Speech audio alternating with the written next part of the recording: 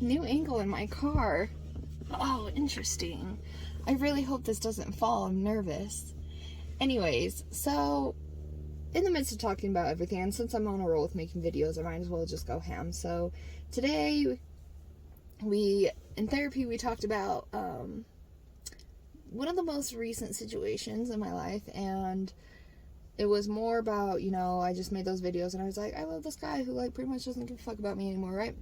I don't know if that's really how he feels. I'm just assuming based on things, and you shouldn't make assumptions. I'm not making an assumption. I'm just, based on what has been presented to me, that's just what I can gather, okay? So anyways, yesterday was an effortlessly good day. It was such a fucking good day, and for no reason. Everybody seemed like they just woke up on the right side of the bed, and my clients were amazing, and work was amazing, and it was just such a easy fucking positive day. And then I started driving home, and I got punched in the face with a fucking brick of grief. And grief is very annoying and tricky and beautiful all at the same time. And actually, my therapist gave me a book to read. It's called You Can Heal Your Heart. So corny because I'm such a fucking corn dog. And it's just finding peace after a breakup, divorce, or death. And I'm familiar with all those things. So naturally, he was like, I think this might help you. There's a lot of good affirmations and insights in there that might help. And so whatever. But we were talking about that because I just got hit with grief, and I was like, that guy that I was talking about that in my last couple videos, I was like, I just really love him and miss him, and that's just a thing in my life right now, and I have to tell myself that I'm not crazy, and it's okay to miss people that have hurt you, and it's okay to miss people that you have hurt, and that's just life, it's just that it just is what it is. And this was the first time in 5 months that we've actually talked about the situation. He was like, you've mentioned him in bits and pieces here and there, and the first time you've been seeing me since October, and the first time you even mentioned him was towards the end of December. And I was like, I know. And he's like, there's a protectiveness around that. I was like, I know, because it's so new and so fresh to me still that I just don't want to talk about it because I don't like feeling my feelings. And so with as much detail as necessary that I could give about the whole thing that happened over the 3 years in an hour time period, I gave him, explained the situation, explained how great it was at the beginning, what happened, and now where things are at. And speaking of accountability, I owned up to everything. I told my therapist everything. I was like, this is what I did, and this is what I did that I shouldn't have done, and this is or what I feel I shouldn't have done, but I did anyways because I'm trying to make the situation right, and because I didn't want to lose him, and blah, blah, blah. And me and my therapist even talked, I came to this realization that, because we talked about, possibly me self-sabotaging again, and I was like, I don't know, maybe I am. And while I was driving to where I'm at right now, love these guys ruining my video, but while I was driving to where I'm at right now, to just kind of take a break and step back and process everything that we just talked about, in my head I was like, it's crazy that in society we are taught that or conditioned, I should say conditioned, we're conditioned to believe that we can't just have a peaceful fucking life. When you have so much trauma, you start living in a state of fight or flight constantly, because you're just waiting and waiting for the next wrong thing to happen, and that's so exhausting for your nervous system. That's so bad for your nervous system because you're just constantly living on edge. And that's kind of how I've been for a while now. And now that I've been talking about this and processing what we talked about today, there's a lot of my grief from losing him, I think it's being projected towards him because he's the most recent hurt in my life. But it's kind of a combination of losing every guy that I've let in and cared about. And I feel every time it happens, it's just become more and more intense. And because it hasn't happened, I don't know how to explain this. Because my feelings are so deep, and it's happened to such deep, meaningful relationships to me, that every time it's just gotten bigger and bigger and bigger. So now my grief is I feel so sad about this, and it's not, like, I'm gonna be fine. Whether him and I ever talk again is gonna be test of time, like, I don't know, and I don't want to say I don't care, but, like, I don't care because I can't force a situation, and I can't force somebody who doesn't want to be a part of my life to be a part of my life, and if they don't want to forgive me, then they don't want to forgive me, and if they choose to forgive me and just not tell me, then that's on them and good for them, but, like, you know, like, I just... Anyways, so we were talking about, like, potentially the self-sabotage, whatever, and, like, in my head, I was like, there's only 2 scenarios with what happened. There's only 2 things that could come about. He either did care about me and doesn't want to fucking admit it because of everything that happened, or he didn't care at all. And my therapist was like, Alex, no, because I did this motion with him, and we talk about always how 2 things exist and finding the middle path, right? And in my head, I was like, no, stop, like, no, I know. And he's like, Alex, and I was like, I know, but it doesn't make sense that there's, like, how do you care about somebody and not care about somebody? Like, that doesn't make sense that there's a middle side to that. And he was like, Alex, are you a binary person? And I was like, no. And he was like, are you a binary thinker? And I was like, no. And he's like, there are things that can coexist at the same time, and there's things where both things can be true, and there's a middle path somewhere there where it also exists. And he's like, you know, like, it's okay. He's like, it's just grief. It's fine. Process it. It comes around like normal. Like, it's totally fine that you feel this way. But going back to what I wanted to kind of talk about too, because I had this realization again while I was driving up here, is like, I really did put myself in a situation, and this is not me to talk shit on him, because it's not about him. Like, it is, but it's not. Like, it's not about him at all. Actually, it's really not about him at all. It's about the situation. Like, when I'm the reason that things go wrong, I try so hard to change, to be better, to take accountability, to try and be different, to understand. I don't know. Like, I just try to make the situation better because I don't like knowing that I've caused an issue. But it got to the point where I've been taking accountability for things that are not mine to take accountability for. And even if I haven't been completely accountable or honest or transparent in the way that he wants me to be, like, because I've been asking him, like, if you don't feel like I'm holding myself accountable, tell me what that looks like to you so I can do it, right? And naturally, no response to that. But, like, the way that he has expressed accountability is, like, I'm apologizing and I'm taking the blame for things that are not mine to be taking the blame for. And when my coworkers were talking about me negatively behind my back, like, I ended up apologizing to them for getting mad at them for talking shit on me, you know? And I disrespected myself, honestly, by doing that, because,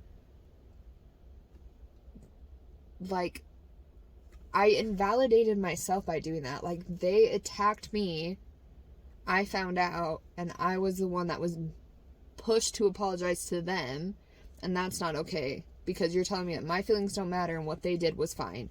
You know, that's essentially what happened. I mean, it's a little bit deeper than that, but, like, essentially that is what happened, and really there was no reason for me to apologize to them. They fucking deserved it. Not really. Nobody deserves negative things, but, like, it doesn't matter. And there were other things where it's like I was taking accountability, but, like, and again, I'm saying him, but it's not him, it's the principle and it's the situation where, like, I was pushed to hold myself accountable, but he wasn't taking any accountability, so why is that fair for me? Like, how many times are you going to tell me to hold myself accountable before you do the same thing? And in my head, like I said in that video, like, I've been driving myself crazy too. Like, I've been trying so hard to hold myself accountable that I'm going crazy about it, because I'm now trying to find reasons to blame myself for the situation, and, like, it's the shame identity. That's what I want to talk about. The way that we identify ourselves in our lives plays a huge role. And I'm sorry I'm not making a lot of eye contact. There's a lot of stimuli and I love looking at the city. But there's there's a science behind the way that we identify ourselves. And while I was trying to process everything we talked about in therapy, I was just like thinking, and I was like, like, that's just how my life is chaotic. And I keep, that goes back to the nervous system thing, because I keep thinking that like something's gonna happen, and that like my life is so good right now that something's gonna happen, something's gonna blow up, something's gonna go wrong. And it's like, that doesn't need to be that. And if I keep thinking that, and if I identify that my life is like that energetically and through the ego and through our subconscious, we're going to create our own reality. I've talked to you guys about that before, because that book, Feeling Buried Alive, Never Die, it talks about that. It's like, if you say, I'm ugly, and you constantly to yourself, I'm ugly, I'm ugly, I'm ugly, you're going to start acting accordingly to that belief system. And then it's going to start projecting, and you're going to find things that solidify that, because the ego always has to be right. And if you're saying I'm ugly, the ego is going to be like, damn right you are, right? So that's why it's so good to say affirmations. That's why it's so good to have a positive mindset. That's why it's so good to have a growth mindset, to have an open mind. Because when you start saying things like that, like, and start identifying yourself those ways. So when I'm saying that my life is always chaotic, it doesn't need to be. It doesn't need to be. My life is good, and I've been doing good things lately. Like, everything is starting to line up and go smoothly and go perfectly, and I'm just so happy, and I can foresee a very good future for myself. And that's how I want to identify my life, is I live a life of abundance, of peace, of support, of joy, and I believe that. I believe that's coming, and I'm just getting through this last little hurdle of obstacles before I can truly, deeply, madly, and entirely feel that in my core, because I do believe it, but like, I feel like I'm at the edge of that negative belief system of my life always being chaotic. And this poor guy that I love has just been has been a product of my own hurt and grief, from past things, and I don't want to be that way anymore. And so then I started thinking, and I was like, I'm gonna be fine, and it's okay that I miss him. It's totally okay that I miss him, and it's okay that I miss the friendship that we had before things went bad, because honestly, he was a really fucking incredible he was a great friend. He's a good person. I believe he's a good person in my core, and that's really all that matters. And like, I want him to be happy, and I want him to be whole, and I want him to be peaceful. And if that means removing myself from, he's already removed me, but like, me coming to terms with it and removing myself from the situation, I'm gonna have days where it hurts, and I'm gonna have days where I cry, and I'm gonna have days where I miss him, and I'm gonna want to talk to him. But like, it's just at this point that like, separating myself is literally the only option, and I'm gonna be good, because I've got good things going on for me. And also, I'm a dangerous woman. Like, I'm a very powerful fucking woman, and like, I don't need a lot of people in my life. And the hurt that I have been through has taught me so much, and it's helped me grow, and it's helping me create boundaries and respect within myself. Because just like I was talking, like, the way that I've been disrespecting myself by trying to hold myself accountable for things that are not mine, for reasons that I should not be holding myself accountable. And like, even when I told you guys that like, when he responded, I lost my shit on him, right? And I ended up apologizing because I felt bad, but like, I didn't necessarily feel bad for saying any of that, because like, I'm not sorry for saying what I said. Like, everything I said was perfectly valid, and me holding him accountable was perfectly valid.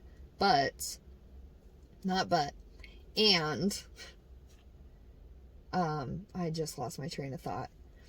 Oh, but I did apologize, because like, there's a time and place for everything, and I've been growing so much. And so for him to say that, and for me to respond the way I did, I had an opportunity to show growth and to prove to myself that I was growing, and I relapsed emotionally.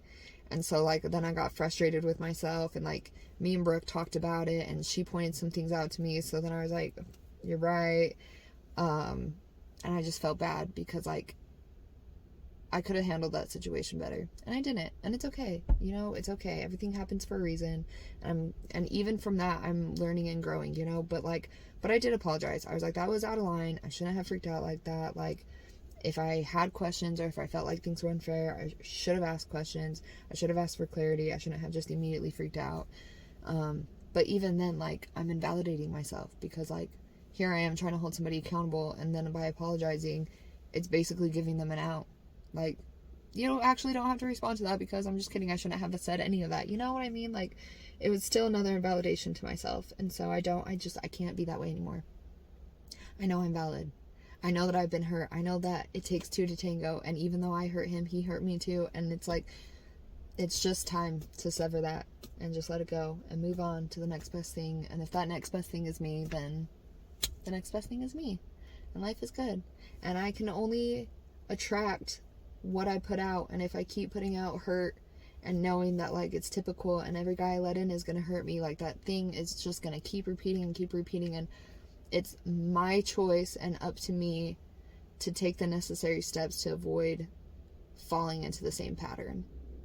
And by not respecting myself and knowing that I don't need to hold myself accountable for literally everything that happened, that's a step in the right direction.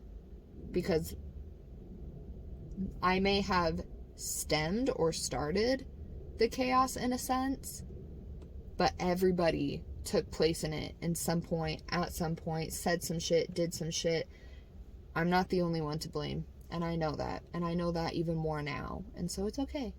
And so I wanted to talk about that, and I wanted to talk about being careful about how you identify yourself and how you identify your life and my life is always like this. Avoid using absolutes. They're not.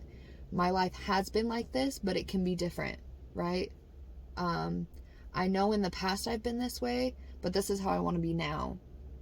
Instead of like, I am this way, unless it's positive. I am evolving. I am growing. I am in a state of learning. I am abundant. Like, if you're not going to say positive affirmations, you've got to start neutralizing your negative thoughts. You know, self-love is a lot of learning how to neutralize. And instead of saying, like, I cause all of my problems, that is the thing. Everybody causes their own problems. But, I'm getting off topic. It doesn't even matter. Just a situation. Like, even my sister and I had a conversation the other day, and she was like, well, in the past, it was always like this. And I was like, I understand that. And if that's been the pattern, you're valid to feel that way, but I'm asking you, if it's been a while and you haven't tried, you should try again, and maybe try structuring it different. And if you need my help, I'll help you. But it's like, things can be away for a long time. All my past relationships, the same things. I've told you guys, the same things have happened time and time and time and time and time again. And I'm right here, right now. And it's not going to be that way anymore, because I choose to grow and learn and respect myself and start creating boundaries and start holding boundaries and start identifying, if this is mine to take accountability for, I'll take accountability for. But if it's really not mine to take accountability for, I'm not going to overthink myself into a situation until I can justify why I am to blame for something that it's not my fault, you know? Okay. All right. I needed that, and I needed this, and this was a good drive view, and I just needed to process. And thank you for some of that. Was kind of crazy and not really like, that wasn't like a very good flowing video, but it was fine, and I'm processing it all in real time with you guys, and that's all that matters. So thank you for listening, and wish me luck that I can figure out everything in life. Okay, see you guys. I do want to throw out there really quick while I'm thinking about it, and I have to be quick because I'm at a red light, but there were several times at the end of what happened between us that, like, he did try to deter me and, like, Alex, I don't want to hurt you, like, I just foresee this going bad for you or whatever. And I, like, told him several times, like, don't worry about me, I'm fine, I'm a grown woman, I can handle my shit, like, I can manage my emotions. It's already hurt as much as it could, also a lie, but I was like, just don't worry about it, right?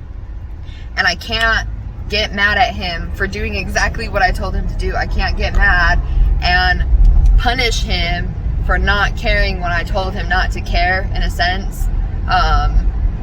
But like, even then, like, it's not so much that, like, I don't need an apology, and I don't need you to say, I'm sorry I hurt you, but you told me not to worry about you, so I did that. It was just more of just acknowledging, like, I understand I hurt you, and, you know, like, that wasn't the intention, type of a thing. Like, that's all I kind of wanted from that, that I haven't gotten, and it's fine, because I really am moving on from the situation. But, like, I did want to put that out there, because if we are on the topic and whatever of me holding myself responsible, like, I did tell him not to worry about me, and I can't say that he's a piece of shit for not worrying about me, you know? That's all. Okay. Bye!